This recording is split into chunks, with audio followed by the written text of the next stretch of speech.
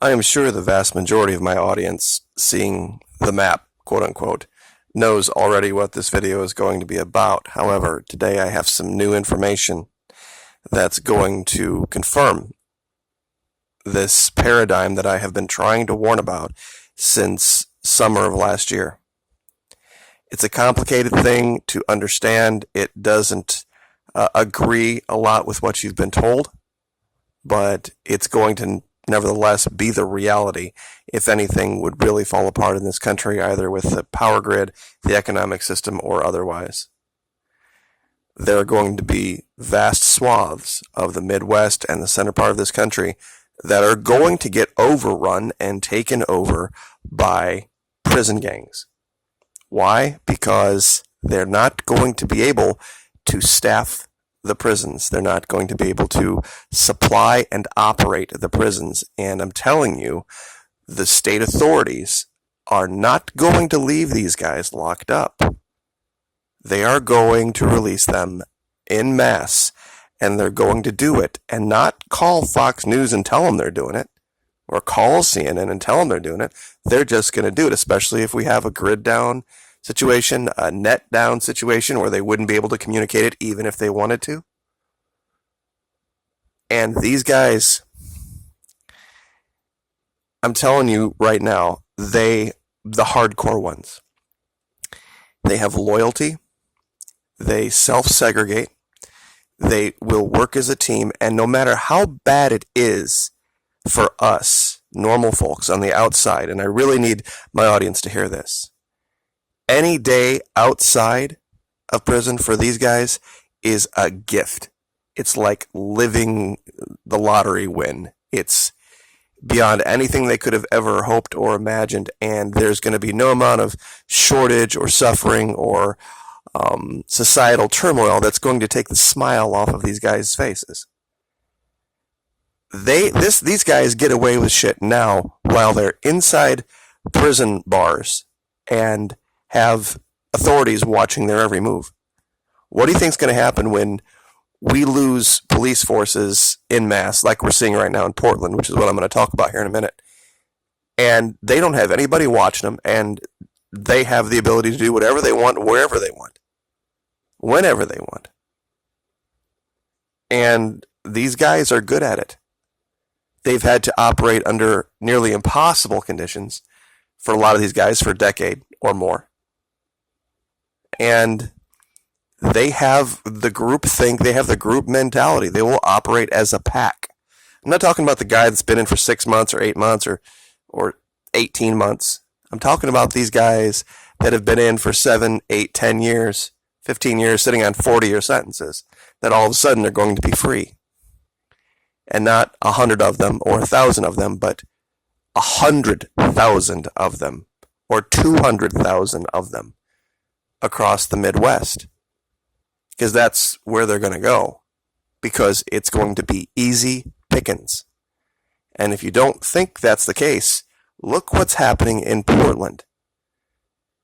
Now, this is when we don't have the grid down. This is when we don't have the net down and everything is operating normally. They have authority forces quitting en masse, and there's a good reason for it. It's truly the federal government, and I'm going to show you that here in one of these articles, that it's really the federal government causing the states to fail in their ability to retain security forces. I'm sure a lot of you have seen this story already. And of course, the reason I didn't cover it when it first came out 4 or 5 days ago is because you have all of these political types that think it's either a left problem or right problem. There's this particular group here that's accusing Portland of colluding with the far right, and then over here you have these people here saying that it's an Antifa problem, and this is what happens, and this is what the federal government does to the states. But the real story is here. Portland Police Bureau needs officers that squandered 2 dozen of them. Why? Well, let's read. The Portland Police Bureau quietly lost 24 reserve officers after disbanding the reserve unit last summer. That dissolution, which was never reported until now, means 24 fewer officers who can assist the nearly 1,000 sworn officers of the Police Bureau, which faces a staffing crisis. Most reserve officers are sworn police who can respond to calls, but they volunteer their time. Some are retired officers, while others are community members who have an interest in police work. This is what the federal government can't have, because when you don't pay somebody, you can't control them, and you can't manipulate them with money. And that's what this is about. Quote, "We thought we were the pinnacle of community policing," says Tim Bailey, a former reserve officer. "Here we are, community members volunteering our time. If you're talking about an organization that touts itself as a community policing organization, which obviously Portland does, it seemed disingenuous to me." This is why they had to get rid of them, because this was a state, this was a locality that was standing up volunteers and fixing things for themselves. This is actually related to the Venezuela story in the sense that this is what the colectivos are.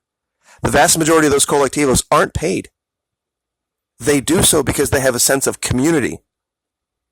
And the reason you hear guys like Rick Scott and Marco Rubio and all of our big federal government guys running those guys down is because it represents self-governance without some large controlling authority.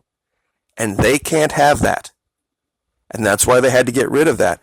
Well, why did they have to get rid of that? Here's the case. It has to do with the U.S. Department of Justice. What went wrong? The Police Bureau lost its reserve officers because it failed to implement a training program to bring the reserve unit into compliance with the U.S. Department of Justice settlement agreement requirements. Really? So, because there was these arbitrary requirements with D.C., and this is Portland, literally the other coast, and because Oregon didn't meet D.C.'s requirements for their volunteers, they had to disband them. This is D.C. destroying state life. This is D.C. destroying our freedom in real time. December 2017, Chief Danielle Outlaw, and literally that's her name, I checked it, assured the reserve unit that it had the Bureau's support at its annual banquet. 1 week later, the Police Bureau removed all reserve officers from performing official police duties. Leaders in the reserve unit say they offered the Bureau potential solutions to get reserve officers up to date on DOJ-required training. The nonprofit foundation that supports reserve officers offered to provide $100,000 for training, and they still didn't allow it. It's about the control. This is the case in literally every issue. When you go throughout all the states right now, all the problems they have trace the little vein all the way back to Washington, D.C. That's why there are no solutions there. There's nothing but problems. And if you're voting R or you're voting D, you are voting problem. I'm going to say it again. If you are voting R or you are voting D, you are voting problem. Continuation of problem, continuation of consternation, continuation of failure. That is your vote R or D. Period. This is just one example that has come to light recently. And I'll give you this link and you can read the rest of this. But if this is the case now, what do you think is going to be the case when there isn't the media to get the information to you right away? When we have this situation, they are going to let these guys go. They're not going to be able to staff. They will not have guys showing up. They aren't even going to have the people showing up to drive the trucks to the prison that deliver the food and deliver all of the medical stuff and everything else they need to operate day to day. And without that stuff, don't think there's some magical plan where there's going to be this mass gassing of prisoners. The guy that's even if that were the case, that guy is not showing up to work to press that button. It just ain't gonna happen. And once there's one little trickle of release, it's going to be a giant tsunami across this country, and it's not going to get reported on the news. You're not going to see it in your Facebook feed. They're just going to start moving, and of course they're just going to blame that, say it's the local populace. Because the first thing these guys are going to do is they're going to get rid of those prison uniforms, and they're going to look like normal people. And after that, I hate to say it, but that's when the government is going to step in, and